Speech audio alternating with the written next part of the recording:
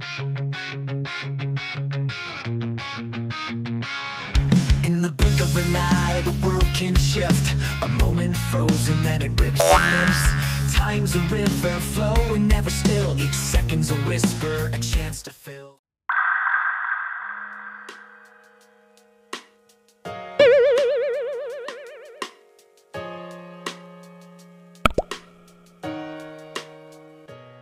Sveiki.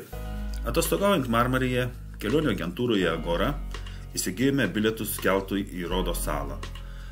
Bilietas vienam į abi pusės su pervežimu kainavo 55 eurai. Praėję pasų kontrolę, keltų per valandą 10 minučių mes jau buvome saloje. Iki grįžimo atgal mes turėjome geras 5 valandas laisvo laiko, tad pasivaikščiojimų laiko pilnai pakako. Rodo sala tai didžiausia Dodokoneso salyno sala, priklausanti Graikijai, esanti Egėjo jūroje, netoli Kipro salos, 18 km nutolusi nuo Turkijos krantų. Salos plotas 1398 kvadratiniai kilometrai. Sala įžymi tuo, kad joje buvo pastatytas vienas iš 7 pasaulio stebuklų – Rodo kolosas. 305 metais prieš mūsų erą Antigono sūnus Demetrijus apsupo Rodą, siekdamas nutraukti jo sąjungą su Egiptu. Demetrijus sukūrė didžiulius apgulties įrenginius, tarp jų 55 metrų taraną ir 163 tonų apgulties bokštą, pavadintą Helepoliu. Tačiau jau po metų nusileido ir pasirašė taikos sutartį, palikdamas daug karinės įrangos. Rodo gyventojai šią įrangą pardavė ir už gautus pinigus pastatė skulptūrą savo saulės dievui Helijui, kuri ir buvo vadinama Rodo kolosu. Helijas buvo pavaizduotas kaip jaunuolis su vainiku, bet autentiška koloso išvaizda iki šiol yra nežinoma. Tolesnis koloso likimas. Šaltiniuose nurodomos 2 koloso vietos – uosto vartai ir uosto bangolaužis. Bet dabartiniai tyrinėjimai pirmąjį variantą atmeta. Darbas buvo baigtas per 12 metų. 282 metais prieš mūsų erą statulai stovėjo tik 56 metus, iki 226 metų prieš mūsų erą. Data gali būti netiksli, kai ją sugriovė žemės drebėjimas. Rodo mieste istorija juntanama kiekviename žingsnyje. Savo pėdsakus čia paliko romėnai, bizantiečiai, turkai. Jų viešpatavimo laikus mena 3 vėjo malūnai pastatyti netoli Švento Nikolajaus forto. Naujasis turgus, viešosios administracijos pastatas, Mandrakio uosto įėjimas su 2 elniais, Apolono šventyklos griuvėsiai, įspūdingas antikinis stadionas po atviru dangumi. O taip pat Rodo viduržemiškoji dalis vietinių gyventojų vadinama senamiesčiu. Rodas didžiausias viduramžių miestas Europoje, kurį UNESCO apibūdina kaip pasaulio kultūros palikimo paminklą. Čia galime pasivaikščioti akmenimis grįstomis gatvelėmis, pasigrožėti aikštėmis su fontanais ir tamsiais kiemeliais. O riterių gatve nueiti į archeologijos muziejų, kadaise buvusius riterių rūmus. Šiame senamiestyje negalime praeiti pro daugybę mažyčių parduotuvėlių siūlančių rankų darbo juvelyrinių dirbinių, puikios odos gaminių, rankų darbo keramikos ir kilimų, medinių rankdarbių. Smalsu bus susukti ir į nuo renesanso išlikusias smukles. Čia puikiai išvystyta turizmo infrastruktūra, vilioja vaizdinga raižyta pakrantė, purpaus smėlio, žvyro paplūdimiai su spalvingais saulėlydžiais, krištolo skaidrumo jūra. Legenda apie Rodo salą. Legendoje pasakojama, jog Olimpo valdovas Dzeusas dievams dalino pačias gražiausias žemėje vietas.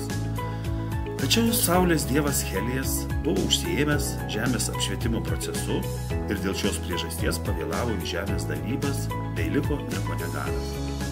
Tačiau nusprendė, kad ir jam reikia turėti žemės. Iš jūros gelmių išsikėlė puikią gėlėmis padengtą salą, kurią pavadino savo žmonos Rodės garbei. Todėl nuo seno visi Rodo salos gyventojai yra laikomi saulės dievo Helijo vaikais.